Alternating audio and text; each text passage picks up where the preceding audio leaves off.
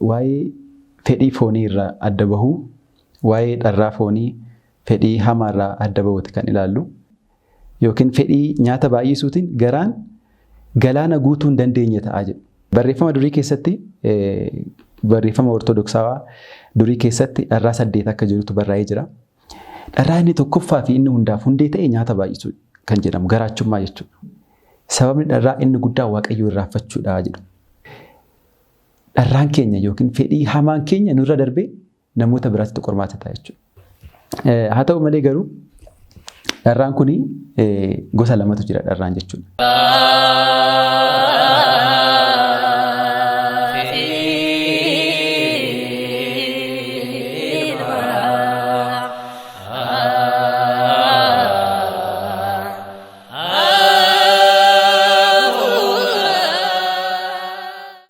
Maqaa Abbaa, kan Ilmaa, kan Hafuura Qulqulluu, Waaqayyo tokkoon Amiin. Jaalatamtoota maatii Waaqayyoo iddoo garaagaraa teessanii sagalee kana kan dhageessan, viidiyoo kana kan ilaaltan, nageenyi fi jaalalli Waaqayyoo bakka jirtanitti isiniif haa baay'atu. Araarsummaan haadha keenyaa, giiftii keenya qulqulleettii dubaroo Maariyaam, eegumsi ergamoota Waaqayyoo, kadhannaa fi araarsummaan abbootii qulqulloota keenyaa wareegamtoota bakka jirtanitti isiniif haa baay'atu. Akka eeyyama Waaqayyootti egaa barumsa keenya hafuurummaa ortodoksawaa kutaa itti aanu har'a itti fufna. Yeroo darbee waa'ee sadarkaa qulqullummaa irratti sadarkaalee lamaan isaan dhumaa sadarkaa qulqullummaa lubbuu fi qulqullummaa yaadaa qulqullummaa laphee ilaallee turre. Har'a immoo Waaqayyo gooftaan keenya yoo nuuf eeyyame mata duree biraatti kan dabarree ilaallu ta'a. Nu gidduutti argamee akka nu barsiifatu akka nu gorfatu fedhaa fi jaalala isaan nuuf haa ta'u. Egaa har'a Waaqayyo gooftaan keenya yoo nuuf eeyyame kan jalqabnu maali yoo jenne waa'ee fedhii foonii irraa adda bahuu, waa'ee dharraa foonii fedhii hamaa irraa adda bahuuti kan ilaallu.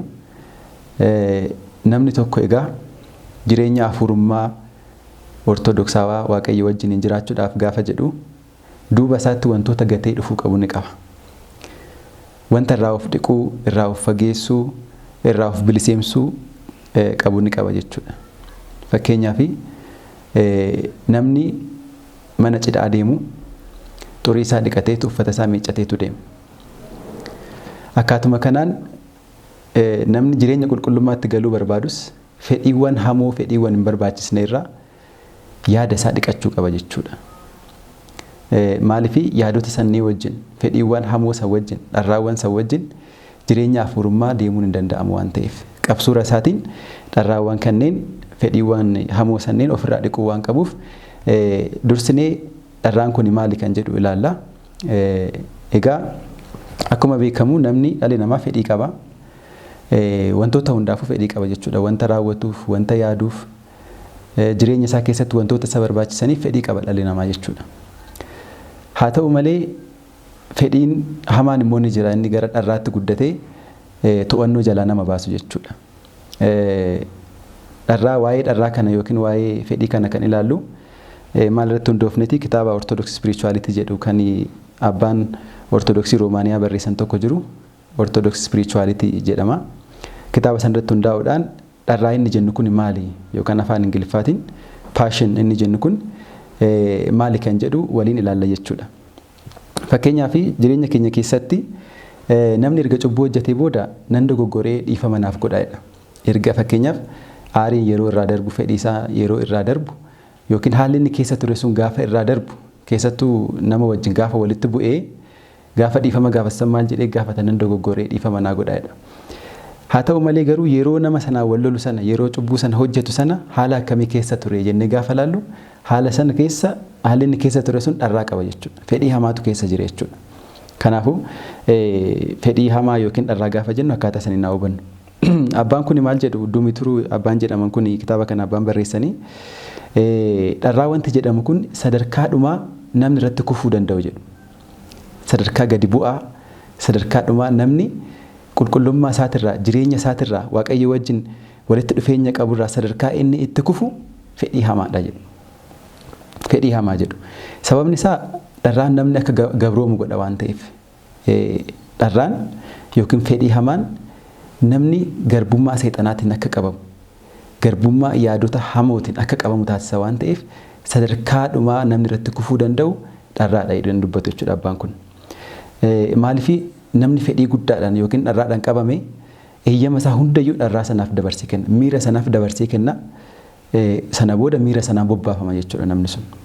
Miirri sun erga isa to'atee booda dharraan sun erga aangoo isarratti qabaatee booda namni sun eeyyama isaati irratti aangoo qabaatu jechuudha. Maaliif miira santu isa bobbaasa waan ta'eef, fedhii santu isa bobbaasa waan ta'eef.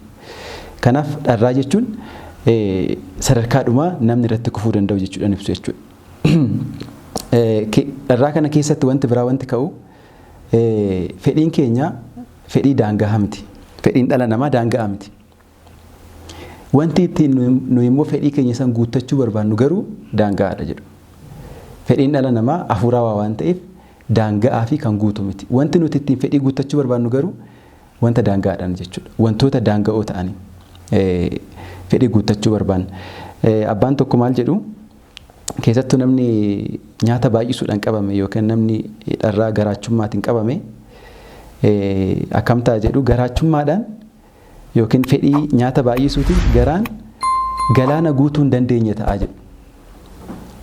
Namni fedhii nyaata baay'isuutiin gaafa qabamu garaan isaa sun maal ta'a jedha galaana guutuu hin dandeenye ta'a jedha.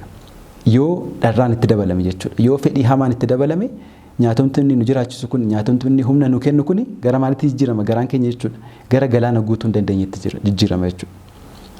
Sababni isaa akkuma jenne dharraan amala hafuurummaa qaba waan ta'eef amala hafuurummaa waan qabuuf hin daanga'u jechuudha. Wantoonni nuti ittiin garuu dharraa keenya guuttachuu barbaannu sun immoo daanga'uudha jechuudha. Meeshaalee waan ta'aniif jechuudha. Meeshaalee waan ta'aniif. Dhalli namaa kun Waaqayyo isa daangaa hin qabne, isa hin daangofne, isa fedhii isaa hunda guutuu danda'u kana wajjin jiraachuu caalaa dhalli namaa maaliif godhe wiirtuu gammachuu of taasisuudhaaf daangaa maleessa of taasisuudhaaf fedhii qabaate jechuudha namni. Bakka anumatu fedhii koo guuttachuu danda'a. Aniyyuu fedhii koo galmaan gahachuu nan danda'a. Dharraa koo bahachuu nan danda'a. Dheebuu koo of baasuu nan danda'a jechuudhaan wantoota addunyaa irratti argamaniin fedhii isaa guuttachuudhaaf dharraa isaa bahachuudhaaf barbaade jechuudha dhalli namaa. Wantoota naannoo isaa jiran of fuulduratti sassaaba. Isaan of marsa jechuudha. Wantoonni sun immoo maal isa godhu? Hordoftuu isaanii isa taasisu jechuudha. Fakkeenyaaf namni qarshiidhaan fedhii isaa guuttachuu barbaadu, namni sassaannaa qabu jechuudha. Namni aangoodhaan fedhii isaa guuttachuu barbaadu, dharraa bahachuu barbaadu. Wantoota garaagaraatiinis namni dharraa bahachuu barbaadu maal ta'a yeroo hundayyuu qarshii sana hordofuu baay'isa jechuudha. Aangoo sana hordofuu baay'isa jechuudha. Maaliif isa gabroonfatu waan ta'eef. Kun maalirraa kan ka'e Waaqayyo isa fedhii keenya sana guutuu danda'u, isa dharraa nu baasuu danda'u, isa daangaa hin qabne sanaan isatti gammaduu caalaa wantoota daangaan wantoota harkaan qaqqabaman isa nuti barbaannu sanaan fedhii keenya guuttachuu barbaanne jechuudha. Egaa dharraan kun bu'aa kufaatii dhala namaati. Kufaatii dhala namaa isa jennu kun Addaamii fi Hewaan gannata keessaa bahuu isaanii jechuudha. Bu'aa isaati jechuudha dharraawwan kun. Boodan ilaalla dharraan kunniin maal akka ta'an. Bu'aa kufaatii dhala namaati. Namni yeroo gannata keessa jiraatetti dharraa amma qabaatu kana fedhii hamaa amma qabaatu kana qabaachaa hin turre. Bu'aa kufaatii dhala namaati jechuudha. Kanaaf egaa dharraawwan kanneen ilaa of qulqulleessuun isarraa bilisa of baasuun ni barbaachisa jechuudha. Abbaan kun maal jedhu waa'ee dharraa dabalataan jechuudha maal jedhu wanta addunyaarra jiru hundi kaayyoo qaba jedhu. Uumamni hundiyyuu sababa uumameef qaba. Wanti addunyaa kana irratti raawwatamu hundi sababa qaba.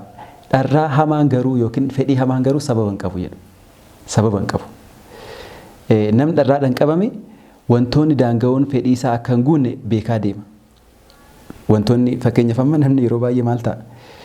Jireenya isaa guutuu qarshii ari'u, jireenya isaa guutuu aangoo ari'uutti dabarsee gaafa dhumaa garuu harka qullaatti hafa. Gammachuun argatu jechuudha qarshii sanaan. Gammachuun argatu aangoo sanaan. Maaliif wantoota daanga'oo waan ta'aniif wantoonni sunneen jechuudha. Kanaaf homaa sababa hin qabu. Duubuma fiiguu wantoota gammachuu addunyaa duuba fiiguu malee fedhii waan hin qabneef. Egaa gaafa kana maal taaree ni gadda jechuudha namni sun. Ni gadda. Wantoonni daanga'oon sun fedhii koo naaf guutu dharraa na baasu jedhee yaadaa ture garuu gaafa waan hunda san hunda argate ni gadda jechuudha gammachuu sana yaadiin argatu waan ta'eef. Kanaafuu filannoon jiru maali? Isa daangaa hin qabne isa yeroo hundayyuu nama gammachiisuu danda'u Waaqayyo wajjin jiraachuudha jechuudha kan barbaachisu. Kana jireenya keenya keessattis beekna yeroo baay'ee wanta akkasii gaafan argadhe nan gammada jenna. Iddoo akkasii gaafan deeme nan gammada. Meeshaa akkasii gaafan bitadhe nan gammada. Waan akkasii gaafan raawwadhe nan gammada jennee yeroo baay'ee waadaa ofiif gallee yeroo baay'ee karoorsine yeroo baay'ee yaadne garuu otoo hin gammadin hafneerra baay'een keenya. Kanumaafanii faajaa ture kanuma duwwan fiigaa ture jennee yeroo baay'ee ofitti gaddina jechuudha. Kunis kanuma namni jireenya afurummaa keessa jiraatu egaa kana xiyyeeffannoo laaluu qaba jechuudha. Wanta daangaadhaan fedhii isaa guuttachuu wanta daangaadhaan dharraa bahurraa of to'achuu qaba jechuudha. Barreeffama durii keessatti barreeffama ortodoksawaa durii keessatti dharraa 8 akka jirutu barraa'ee jira. Namni dharraa hamaa yookaan fedhii hamaa 8 akka qabamu jechuudha. Dharraa inni tokkoffaa fi inni hundaaf hundee ta'e nyaata baay'isuu kan jedhamu garaachummaa jechuudha. Garaadhaaf du'u, nyaataaf du'u, fedhii humnaa ol fedhii nyaataa qabaachuu, humnaa ol garaa guuttachuu inni kun dharraa isa jalqabaate. Dharraa inni lammaffaan immoo sagaagaltiidha. Ejja jechuudha. Inni lammaffaan fedhii hamaan dharraa hamaan namni ittiin qabamu inni lammaffaan sagaagaltii. Maatiiwwan Waaqayyoo wantoonni amma kaasaa jirru kun wantoota sasalphoo miti. Jireenya afurummaa keessatti wantoota iddoo guddaa qabanii fi irraa of eeguu qabnudha jechuudha. Jireenya isa afurummaa Waaqayyoo wajjin jiraannu kana sakaaluudhaaf gufuu itti ta'uudhaaf wantoota humna qaban wanti amma kaasaa jirru kun jechuudha. Inni tokkoffaan maaliin jedhee garaachummaa yookiin nyaata baay'isuu. Nyaata baay'isuu. Inni lammaffaan fedhii ejjaati yookiin fedhii sagaagaltii. Inni sadaffaan immoo fedhii sassachuu, fedhii qarshii jaallachuu, fedhii maallaqaaf du'uu, fedhii horiidhaaf du'uu. Inni immoo fedhii isa sadaffaadha jechuudha dharraa sadaffaa.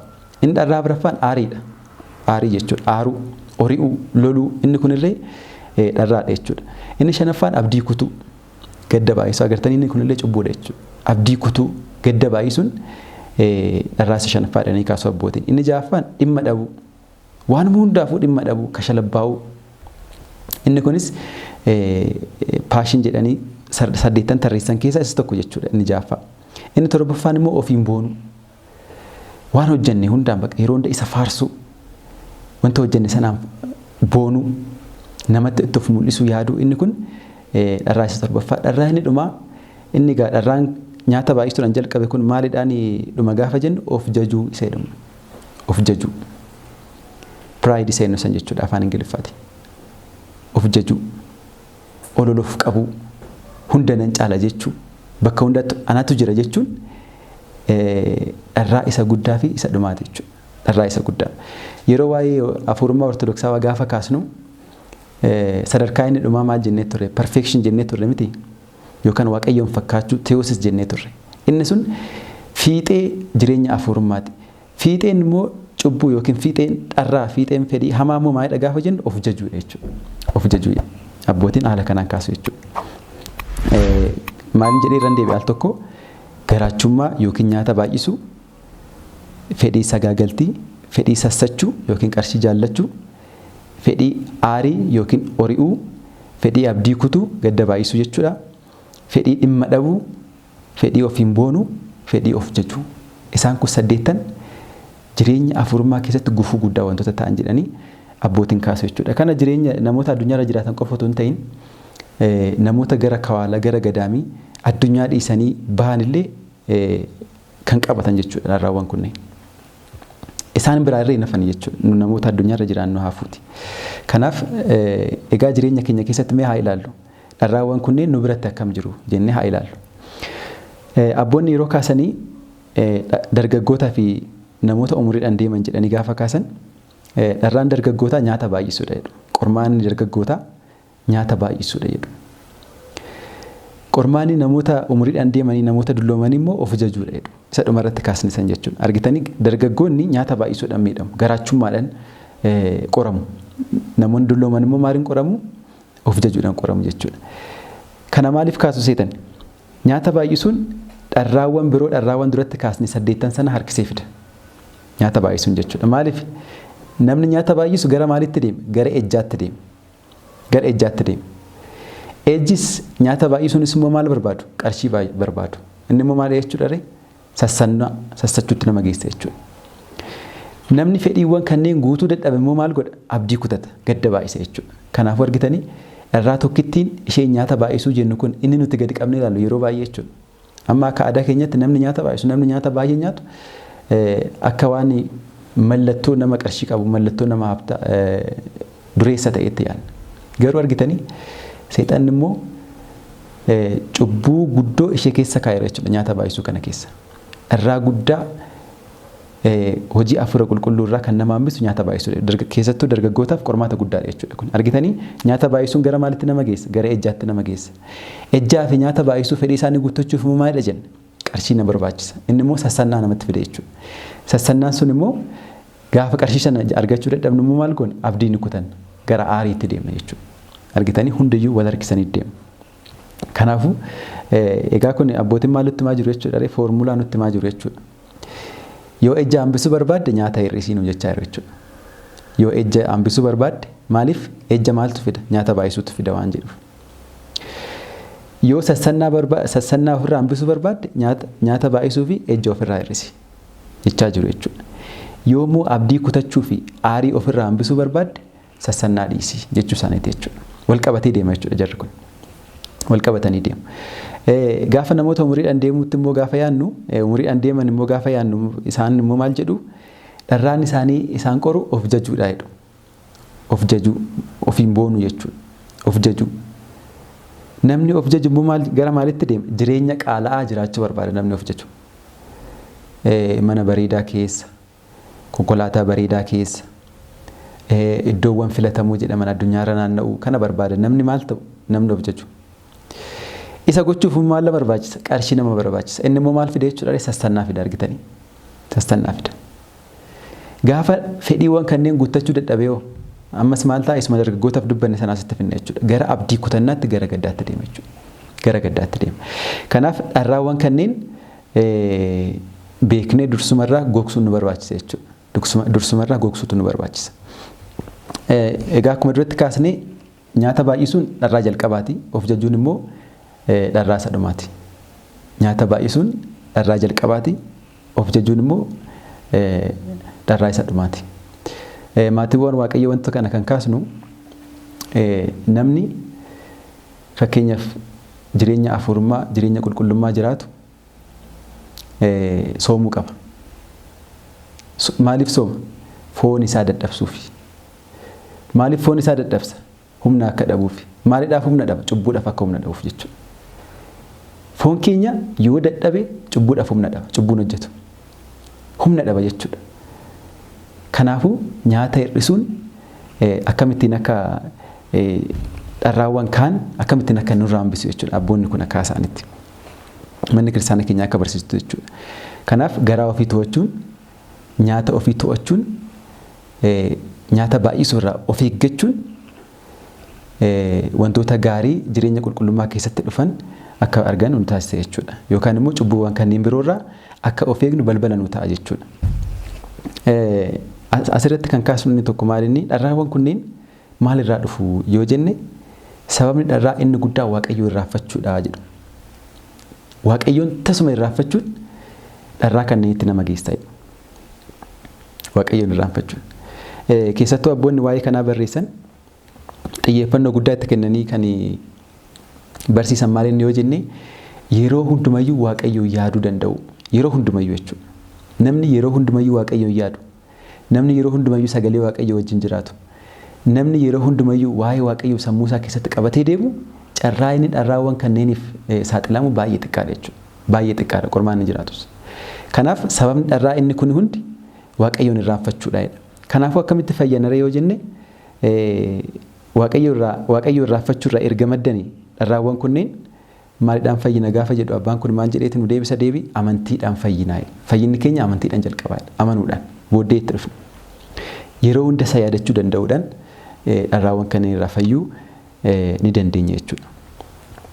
Inni kan biraa maatiiwwan Waaqayyoo dharraan egaa yookiin fedhiin fakkeessattuu wantoonni duratti kaasne suni nama dharraa san qabuun kan hafanii miti. Kiristiyaana biraas, obboleessa biraas, obboleettii biraas, nama biraas ni miidhu jechuudha. Nama tokkorraa dharraan ka'u isa bira qofatti nafu. Nama biraallee ni miidha jechuudha. Fakkeenyaaf namni sassatu tokko qarshii argachuudhaaf nama biraa miidha. namni ejju tokko fedhii isaa bahachuudhaaf nama biraa miidha. Namni nyaata jaallatu tokko garaa isaa guuttachuudhaaf nama biraa miidha. Argitanii dharraan keenya yookiin fedhii hamaan keenya nurra darbee namoota biraatti qormaata ta'a jechuudha. Namoota biraa miidha jechuudha. Kanaaf isa kanarratti baay'ee xiyyeeffannootti kennuun akka barbaachisu abboonni kunneen ni kaasu jechuudha. Kanaafuu maal goona ree? Keessattuu akka kiristaanaatti amma namni tokko yeroo dharraa akkasiitiin qabamu gaafa agarru maal goona? Fakkeenyaaf dharraan akkasii yoo nurra jiraate of to'achuudhaaf yaaluudha. Nuti of to'achuu ni yaalla. Nama immoo dharraa akkasiitiin qabame, nama fedhii hamaatiin qabame gaafa agarre immoo nutis fedhii sanaan deebisuu dhiisuurraa of to'achuudha jechuudha. Gaafa akkas ta'e nageenya argan. Maal ibseetani? Dharraan egaa nama sana qofaan hin dhaabbatu. Nama biraatillee ni miidha jenneerra. Akkuma jaalalli nama walitti hidhu dharraa hamaan yookiin fedhii hamaan immoo jaalala nama gidduu jiru, hidhaa nama gidduu jiru ni kukkuta jechuudha. Walitti dhufeenya namni qabu addaan hiika jechuudha. Maaliif kana guyyuma guyyaatti koo waan argaa oolu kana addunyaa irratti illee jechuudha. Namni sababa maaliitiin akka walitti bu'u? Fakkeenyaaf gara baadiyyaa fudhanne namni daangaa koo dhiibdee wal lola. Daangaa koo dhiibdee wal lola miti. Maalirraa ka'e inni sun? Duuba isaa qorattan egaa wantoota ammaa asumni kana keessa ni argattu. As magaalatti bakka baay'eetti gaafa agartan waraanawwan addunyaa irratti ka'an gaafa agartan dhimmoota amma kaasne kana keessaan bahani. Maaliif inni tokko dharraadhaan qabama, fedhii hamaadhaan qabama. Inni lammaffaan inni immoo fedhiin nama sanaa isa miidhe immoo deebisa jechuudha fedhima sanaan. Gaafa kana wal gidduutti waraanni ni ka'a jechuudha, lolli ni ka'a jechuudha. Kanaaf argitanii jireenya hawaasummaa akkatti ni jeequ. Fedhiirraa of bilisa of baasuu dadhabuun jechuudha. Egaa akkasumallee maal jedhanii kaasu abbaan kuni fedhii hamaan kun yookiin dharraan kun keenyaa guddaa yookaan girgiddaa guddaa namaa fi waaqayyo gidduu jiru jedha. Dharraan keenya yookiin fedhii hamaan keenya waaqayyo wajjin akka walitti hin dhufne nu gidduutti gaara guddaa ta'a jechuudha. Nu gidduutti keenyaa guddaa ta'a. Nu dhoksa jechuudha. Nuufi waaqayyo gidduu bu'ee nu dhoksa jechuudha jedhanii kaasu. Haa ta'u malee garuu dharraan kuni gosa lamatu jira dharraan jechuudha. Inni tokko dharraa uumamaa yookiin fedhii uumamaa, inni tokko immoo fedhii namtolchee jennee kaasuu dandeenya jechuudha. Fedhii uumamaa inni jennu beekamaadha. Fakkeenyaaf fedhii nyaataa fedhii uumamaati. Uumamuma keenyaan kufaatii keenya booda isaa ta'u namumti amaluma isaatiin namni fedhii nyaataa ni qabaata. Kuni hamaa miti. Sodaa ni qabaata. Kuni hamaa miti. Gadda ni qabaata. Kuni hamaa miti. Garuu dharraawwan kunneen kufaatii addaan booda yookiin addaam gannata keessa erga bahee booda ajaja waaqayyo erga cabsee booda wantoota dhufanidha. Sodaachuun, gadduun, nyaata fooniitti gammaduun fedhiiwwan kunneen booddee kan dhufanidha. Amala bineeldummaa keenya ibsu jechuudha. Fakkeenyaaf abbootiin keenya gaafa ibsan maal jedhu? Namni amala bineeldaas amala ergamaas qaba jedhu. Akka bineeldaatti ni nyaata, ni dhuga, ni rafa, foonsaa ni du'a. Akka amala ergamaatti immoo waaqayyoon ni galateeffata. Amala kana lamaan qaba jedhu jechuudha. Kanaaf fedhiiwwan amma kaasne kun dharraawwan amma kaasne kun amala bineeldummaa keenya kan bakka bu'anidha jedhu jechuudha. Haa ta'u malee garuu dharraawwan uumamaa kunneen to'annoo jalaa gaafa ba'an garamitti guddatu? Gara dharraa fedhii namtolcheetti guddatu jechuudha. Gara fedhii namtolcheetti guddatu. Fakkeenyaaf nyaanni maaliif barbaachisa? Dhaabbannee akka deemnuuf, hojiidhaaf humna akka argannuuf. Kanarra gaafa caalu garuu tajaajilli fedhii nyaataa kanarra gaafa caalu garamitti deema jechuudha? Fedhii hamaa dharraa hamaatti deema jechuudha. Dharraa hamaatti deema. Wantoonni kunis akkasuma. Fakkeenyaaf jiraachuudhaaf uffanni nu barbaachisaa, jiraachuudhaaf nyaanni nu barbaachisaa, jiraachuudhaaf dhuguun nu barbaachisaa, jiraachuudhaaf manni nu barbaachisaa. Garuu fedhiiwwan kunneen tajaajila isaaniif waaqayyo isaaniif murteessee irra darbanii gara biraatti gaafa deeman garuu maal ta'u jechuudha? Gara dharraa hamaatti guddatu jechuudha. Gara fedhii hamaatti guddatu. Gara fedhii hamaatti, gara fedhii nama boqonnaa nama dhowwutti, gara fedhii waaqayyo irraa nama fageessutti deemu jechuudha. Fedhiiwwan sunneen immoo cubbuudhaaf akkamittiin akka jalqaba ta'an ni beekna jechuudha hundi keenya. Dharraawwan kunneen akkamitti uumamu? Fakkeenyaaf dharraa hamaan yookiin fedhiiwwan duratti kaasne suni akkamittiin uumamu jennee gaafa kaasnu jalqabni dharraa inni tokkoffaan maal inni? Dhiibbaa yaada hamaati. Dhiibbaa yaada hamaa yookaan dhiibbaa hafuura hamaa fi deebii nuti kenninu jechuudha. Kana ofii keessan ilaaluu dandeessan. Abbaan tokko maal jedhu? Seexana jechuun daldalaa yaadatti jedhu. daldalaa cubbuuti jedhu seexan. Fakkeenyaaf daldalaan meeshaa gaafa sanitti gurgurachuu dhufee meeshaan kun faayidaan isaa kan akkasiiti. Yoo itti fayyadamtan faayidaa akkasii argattu. Akkana jedhee nutti himamite amala meeshaa isaa faayidaa meeshaan isaa qabu gatiin isaa meeqa akka ta'e nutti himeetu nutti gurgurata. Nuti garuu filannoo qabna. Inni tokko yoo barbaanne hin binna yoo barbaanne hin dhiisna. Seexanni illee akkasii jedhu abbaan kun. Maal isin jedha? Seexanni gara sammuu keenyatti yaada wayii nutti erga. Yaada hamaa nutti erga. Yaada sana fudhachuus dhiisuus bilisummaa qabna jechuudha nuti. Nun dirqisiisu jechuudha. Kanaaf dharraawwan duratti jennu sun kan jalqaban maalirraa yaada xiqqoo yaada hamaa seexanni sammuu keenya keessa kaa'urraa. Ka'umsi cubbuu hundaa, ka'umsi dharraa hamaa hundaa ishee kana jechuudha. Maaliif seexanni maal godha? Yaada gaafa sammuu keenyatti ergu yeroo jalqabaatiif yaada sammuu keenyatti gaafa ergu nu keessa maaltu dhufa? Yaada sana simannee itti yaadu. Yaada inni nu keessa kaa'e, ilaalcha inni nu keessa kaa'e sana simanneetu maal goona itti yaadna jechuudha. Gaafa itti yaadnu sana hin kufna jechuudha. Hin kufna. Yoo hamaa ta'e yaadnu sana nu kuffisa. Yoo gaarii ta'e immoo nu ijaaramti ture akkuma beekamu jechuudha. Jalqaba yaadarraa ka'a waan ta'eef. Kanaaf maal ta'a sammuun keenya yaada hamaa sana gaafa argu, gaafa simatee itti yaadu sammuun namaa kaayyoo isaa jalqabaa dagatee gocha tuffatamaatti seena jechuudha. Gocha tuffatamaatti gaafa seenu dharraadhaaf saaxilamne jechuudha. Of ganne jechuudha. Of ganne. Sammuun keenya ni jaama jechuudha guyyaa sana. Kanarraa ka'uudhaan sababoonni sadii yookiin sadarkaalee sadiin dharraan nama keessatti uumamuu danda'u jedhu. Dharraawwan duratti kaasne sun jechuudha. Inni tokkoffaan sammuu laafe yoo qabaanne salphumatti dharraa hamaadhaaf yookiin fedhii hamaadhaaf saaxilamna. Sammuu laafe jechuun maal jechuudha? Fakkeenyaaf namni maashinii tokko bite maashiniin sun maal akka tajaajila isaa akka kennuuf hojii isaaf ramadame akka hojjetuuf miti maashinni sun kan bitamu. Gaafa hojjechuu didee maal ta'a maashinni sun? Gaafa dogoggora uummatu. Gaafa suphaa barbaadu maal ta'a? Hojii isaa haala sirriidhaan inni tajaajilu jechuudha. Meeshaa inni baasu yookaan oomishni inni baasu kan bade yookiin kan xuraa'u yookiin kan ciccite ta'a jechuudha akkaatuma meeshaalee sanatti. Sammuun keenya illee akkasani. Gaafa laafu sammuun keenya hojii isaa gaafa dhaabu maal taane jechuudha? Dharraawwan hamoo sanaaf saaxilamne jechuudha. Dharraawwan hamoo sanaaf saaxilamne.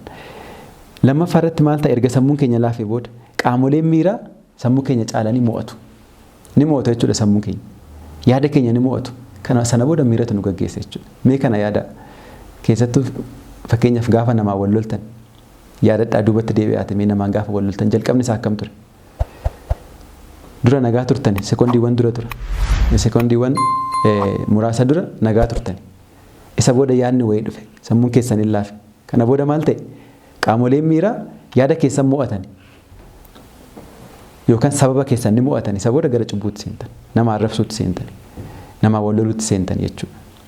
Cubbuu hundayyuu ilaaltan akkaatuma kanaan.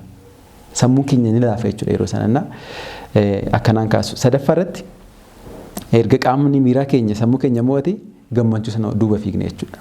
Gammachuu foonii sana duuba fiiguutu dhufa jechuudha. Cubbuudhaan kufuutu dhufa jechuudha. Kanaaf wanta kana maaliif kaasna yoo jenne amma jireenya afuurummaa gaafa jennu egaa wanti samiirra gadi nu bu'u hin jiru. Wanti akka meeshaa kennaatti maramee nu kennamu hin jiru. Qabsuuraan dhufa jechuudha. Qabsuura sana gaafa qabsuurru wantoonni amma kaasaa irra kun wanta bu'uuraati. Isin jireenya keessan keessatti wal qabsiistanii yaadudha jechuudha waan kana. Akkamittiin fedhii keenya inni hamaan fedhiin nuti wantoota foonawaadhaaf qabnu akkamittiin akka inni waaqayyo irraa nu fageesse akkamittiin akka inni cubbuutti nu seensise. Isa kana yaaduun barbaachisaa ta'a jechuudha. Egaa isa taanutti fedhiiwwan kanneen irraa akkaataa kamiin qulqulloofnaa maalirraa jalqabneetu gara fedhiiwwan kanneen irraa yookiin gara dharra maleessummaatti fedhii hamaa kanarraa akkamittiin of qulqulleessuu dandeenya kan jedhu ni ilaalla. Egaa inni tokkoffaan fedhiiwwan kanneen irraa of qulqulleessuudhaa fi dharraa mo'annee jechuudha. Dharraa mo'achuudhaa fi wantoota gaarii hojjechuudha. Akka kitaaba kana duratti isin caqasan irratti akka ka'etti wantoota gaariidhaan bakka buusa dharraa keenya sana. Fakkeenyaaf duratti maal kaasne dharraa tokkoffaan kaasne maal jedhe nyaata baay'isuu jennee miti ree. Egaa nyaata baay'isuun dharraa hamaa erga ta'ee Nyaata baay'isuu sanarraa of qulqulleessuudhaaf maaliin bakka buusuu qabna jechuudha ree? Sooman bakka buusuu qabna jechuudha. Of to'achuudhaan xiqqeessinee nyaachuudhaan bakka buusuu. Yoo dharraa saassachuu hin qabanne maaliin bakka buusuu qabna? Namootaaf kennuudhaan jaalala qarshiitirraa of adda baasuudhaan of to'achuu ni dandeenya jechuudha. Dharraa sana bakka buusuu dandeenya jechuudha. Kanaaf adeemsa sana ni ilaalla yeroo itti aanutti.